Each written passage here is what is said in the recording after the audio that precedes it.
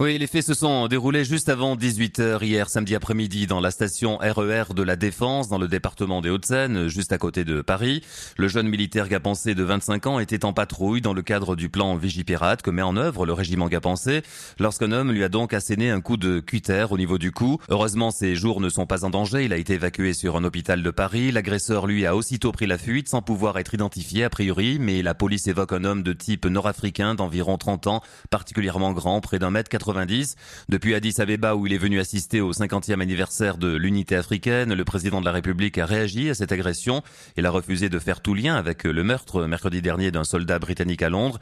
Il a en revanche appelé tous les soldats, y compris ceux qui exercent le plan Vigipirate, à relever encore leur attention et leur vigilance. Et de son côté, le préfet des Hautes-Alpes a fait savoir hier soir au patron du 4e régiment de chasseurs, le colonel de Courrèges, et aux militaires blessés, les sentiments de solidarité de l'État et des Hauts-Alpes. Jacques Castana.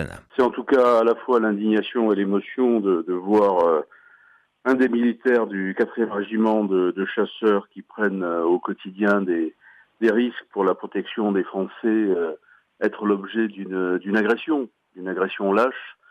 Et donc j'ai exprimé au chef de corps, le commandant du 4e chasseur, ma solidarité, la solidarité évidemment de l'État et puis ma sympathie pour le militaire blessé en lui adressant des vœux de prompt rétablissement.